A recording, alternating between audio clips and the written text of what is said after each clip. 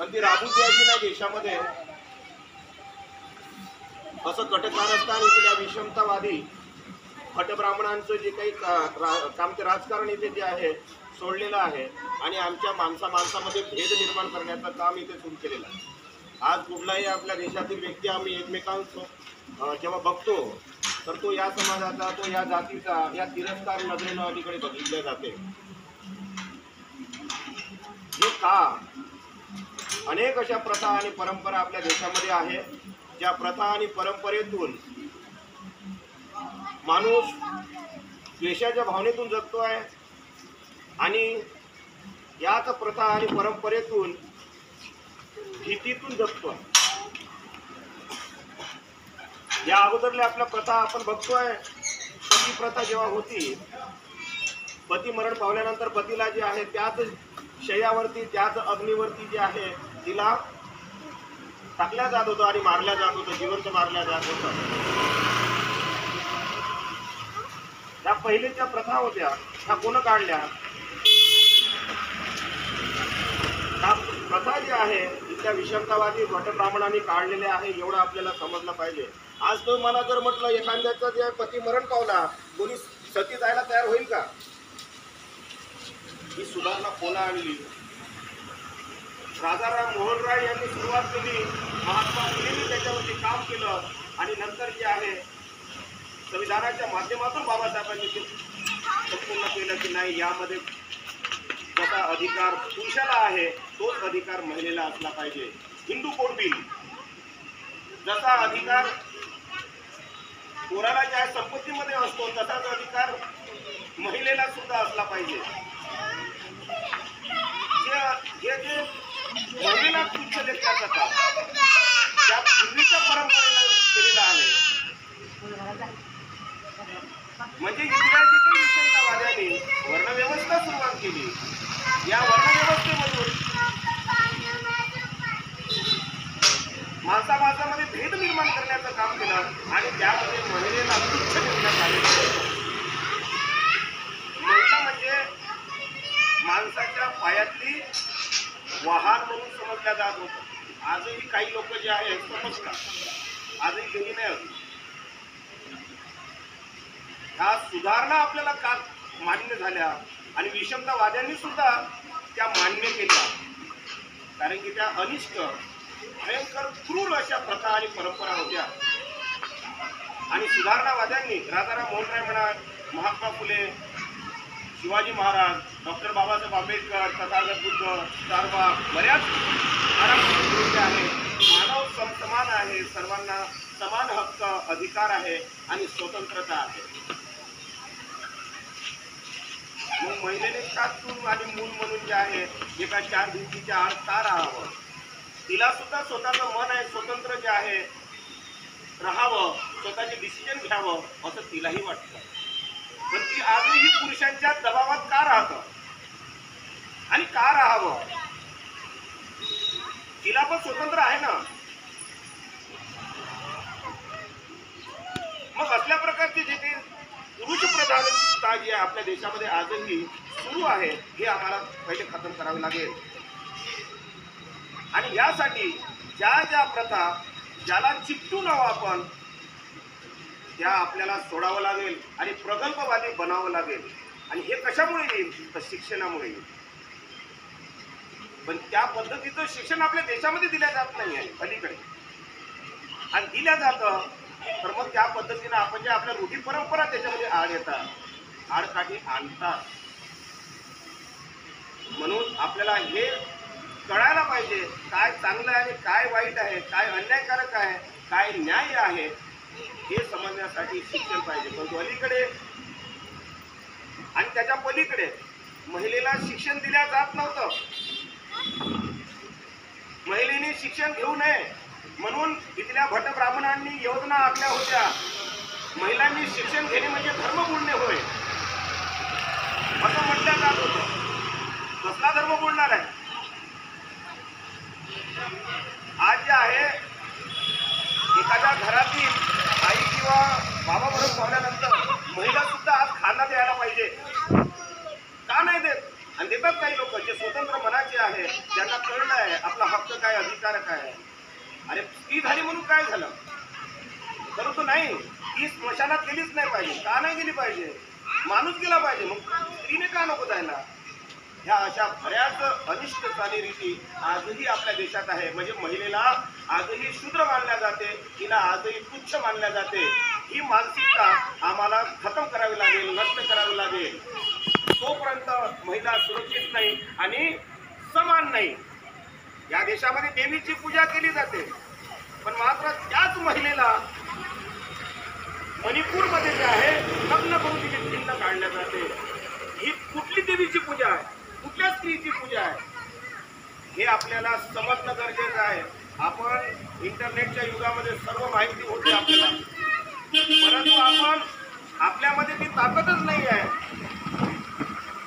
की आपण हे जे विचार आहे, आपल्या देशामध्ये विषमतावादी विचार कसे काय सुरू आहे, आपण काय म्हणतो घडून राहिला असेल. का घडून राहिलाय आणि कोण घडवत आहे? परंतु आम्ही जे घडवणारे लोक आहेत, आम्ही पुन्हा त्याला पाठीशी घेतोय, त्याला साथ देतो आहे. हे का आम्ही करतो आहे हा प्रश्न आपल्याला पडला पाहिजे. म्हणूनच तुम्हाला म्हटलंय, न्याय आणि अन्याय केव्हा कळेल आपल्याला? जेव्हा चांगलं शिक्षण मिळेल. आणि हे शिक्षणाचं वलय ज्या कोणी सुरू केलेलं असेल याचा इतिहासही आपल्याला पडताळला पाहिजे. महिलेला शिक्षण दिल्या जात नव्हतं तेव्हा सावित्रीबाई फुले नावाची जी काही सुधारक महिला, जी पहिला शिक्षिका आहे, त्या सावित्रीबाई फुले वरती दगड, शेण, चिखलाचं जे काही आहे, चिखल फेकून मारायचं का म्हणून एक शिक्षिका बनली म्हणून, ती शिकवते म्हणून, आणि ती मुलींना शिकवते म्हणून. मला एक सांगा, या देशातील महिला शिकल्याच नाही तर घरातील लोक शिक्षित निर्माण कसे होईल? चांगले संस्कार कसे टाकेल आपल्या मुलावर? म्हणून शिक्षण महत्वाचं आहे आणि म्हणून जे आहे महिला शिकल्या पाहिजे. पण अलीकडे शिक्षणाच्या शाळा बंद करून काढल्या, पण तरी मात्र शासन आम्ही तेच निवडून आणतोय. का विचार करत नाही? आणि जे कोणी पैसेवाले जे कोणी असेल त्या पैसेवाल्यांना समजावं, समजून घ्यावं की तुमच्याकडे पैसा आहे, पण बाकीचा जो काही आमचे काही वंचित समूह आहे, सर्व समूहामध्ये वंचित समूह आमचे दिसतात आहे. या वंचित समूहाने जर शिक्षण घेतलं नाही तर तुम्ही जे बघता ना, रात्री बेरात्री दरोडा पडतो, कोणी चोरी करतो, चोरी करता करता खून होते. एक लक्षात घ्या, घराच्या बाजूला जर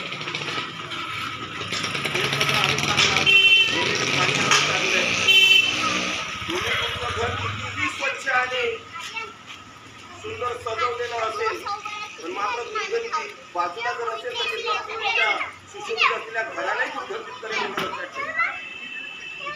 असाच मानव समूह आहे आणि तुमच्याकडे पैसे असेल, परंतु आमचे बेरोजगार पोरं आहे, आमचे वयात आलेले 35-40 पोरं आहे, आज बेरोजगार आहे.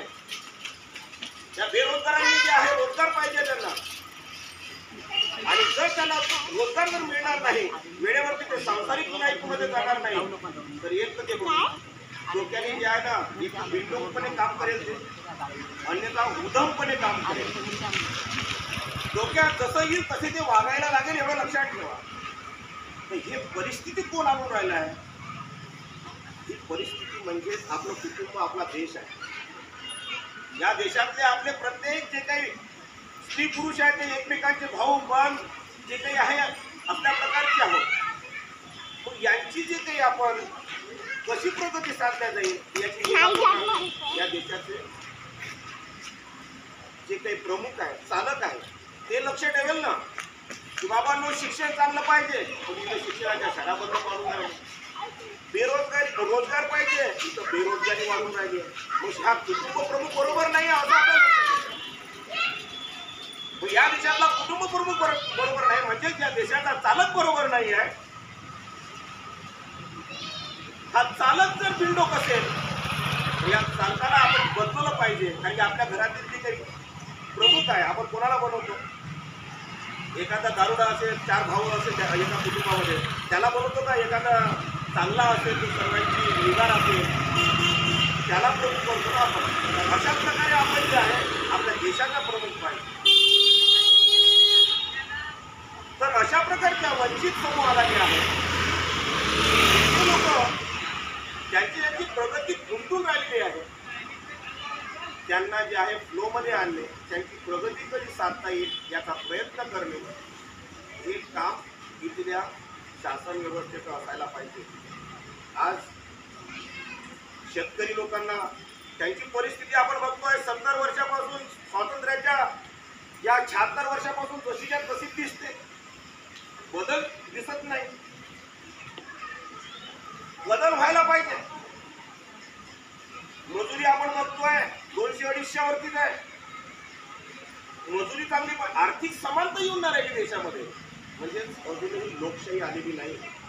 इथे जे काही हुकुमशाही सुरू आहे ही विषमतावादी, म्हणजेच वर्चस्ववादी, पुंजीवादी, पैसेवाले, भांडवलदारांचे वर्चस्ववादी या भारत देशात सुरू आहे.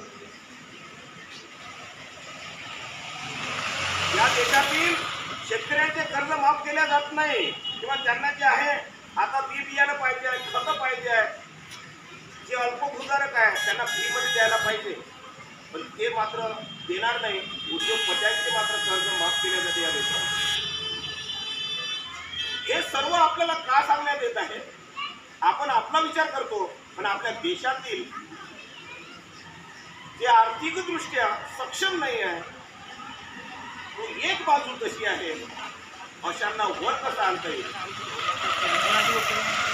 त्यांना शिक्षण चांगलं बळकट कसं देता येईल, सक्तीचं आणि ताकदीचं कसं देता येईल आणि मोफत कसं देता येईल याचा प्रयत्न व्हायला पाहिजे. जर हे जर करायचं असेल आणि हे विषमतावादी लोक जर करत नसेल, नुसतं सिमेंटचे रस्ते बनवल्यानं होणार नाही. आपल्याला प्रगती म्हणजे सिमेंटचे रस्ते बनवले म्हणजे जे आहे प्रगती डोळ्याने दिसणारी हे प्रगती जे आहे ठीक आहे, मान्य तुम्ही केलं, पण मानवाचा आंतरिक माणूस पण तो आंतरिकदृष्ट्या बनला पाहिजे. त्याला जे आहे माणूस की त्याच्यामधून भरभरून कुठून भरली पाहिजे, त्याला समाधान वाटलं पाहिजे सरकारने, असा तो माणूस बनला पाहिजे. तो बनवता येईल का हा प्रश्न शासन व्यवस्थेचा पाहिजे. परंतु या देशामध्ये ते न आणता या देशामध्ये विभाजित कसं करता येईल किंवा ज्या विषमता कशी वाढवता येईल हाच प्रयत्न सुरू असतो. आज जर प्रायव्हेटायझेशन केलं प्रत्येक सेक्टरमध्ये, फायदा भांडवलदारांचा होणार आहे, पुंजीवाद्यांचा होणार आहे, सामान्य जनतेचा काय? हा विचार मात्र आपण प्रत्येक नागरिकांनी करावा, कारण की हा देश तुमच्या पैशावर चालतो. तुमच्या पैशाचा वापर इथे जे आहे, आज सिलेंडरचे भाव तुमचे वाढवले, सिलेंडरचे भाव वाढवले तर जंगलतोड होणार आहे, कारण की चुली पेटवण्यासाठी पुन्हा जंगलतोड करावं लागणार. आणि हे तुम्ही जे एप्रिल-मे महिन्यामध्ये जे तुम्ही बघताय ग्लोबल वॉर्मिंग, जंगलतोड म्हणजे ग्लोबल वॉर्मिंग, हे त्याच्याच इम्पॅक्ट आहे. इथे काही कोणाला देणं घेणं नाही, येऊन राहिलं शासन व्यवस्थेला. इथे जंगलतोड काय होत आहे, ऍटमॉस्फिअर बदलतं काय, काही देणं घेणं नाही. चालू द्या, जसं चालते तसं, फक्त वर्चस्व आपल्या देशावरती असलं पाहिजे असा विचार या देशामध्ये.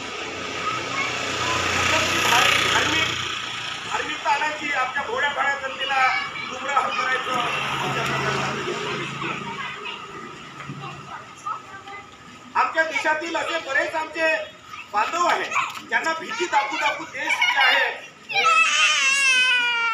चालवण्यात येत आहे. आज अंधश्रद्धेच्या माध्यमातून आमच्या लोकांना सांगितल्या जाते, आमच्या ओबीसी बांधवांना, आमच्या बहिणींना सांगितलं जाते, तुम्ही असं करा नाही तर तुमचं बेकार होणार आहे, तुम्ही तसं करा नाही तर तुम्ही आहे साडेसाती घेणार आहे. हे अशा प्रकारचे बरेच काही आमच्यावरती लादलेला प्रयोग सुरू आहे. आणि आमचे बांधव त्या भीतीपोटी नाही बेटा आपण जे आहे असं वागलो नाही तर आपल्या साडेसाती आपल्या मागं लागेल, आपलं समोरच्या पिढीचं बरोबर होणार नाही, आपला पुनर्जन्म बरोबर होणार नाही, पुनर्जन्म आहे नाही आम्हाला सांगितलं जातं. आणि आमचे जे काही बांधव लोक आहेत त्या भीतीमुळे नको ते करायला घसतात आणि घसल्यानंतर जे आहे ते करतात. नाही बाबा असं होईल आणि या माध्यमातून मरेपर्यंत जे आहे आमच्या नवीन पिढ्या शेतीमध्ये मरण पावल्या त्यांना जे आहे धैर्याने वागले पाहिजे होते, स्वतंत्रपणे जीवन जगले पाहिजे होते. तशा प्रकारची त्यांच्यामध्ये जीवनशैली दिली नाही. अशा बऱ्याच अंधश्रद्धा जन्मापासून तर मरेपर्यंत आमच्यामध्ये कुठून कुठून भरल्या आहे. या भीतीतून आमच्या संपूर्ण ओबीसी बांधवांना, आदिवासी बांधवांना, या संपूर्ण बांधवांना आणि या जे काही बौद्धिस्ट बांधव आहे यांच्यामध्येही तशाच प्रकारचं फरक दिसून येतं. यांना आम्हाला बाहेर काढायचा आहे. हा आमचा प्रण आहे. वंचित बहुजन आघाडीच्या माध्यमातून आम्ही शैक्षणिक, सामाजिक, राजकीय आणि धार्मिक समानता कोणत्याही धर्मामध्ये जे आहे वैर करा म्हणून सांगितलं जात नाही असं आम्हाला वाटतं. म्हटलं जातं महाभारतामध्ये कृष्ण म्हणतात की हे भारता म्हणजे त्यांना म्हणतात उद्देशून की तुम्ही जे आहे जिथे जिथे चुकीचं घडत असाल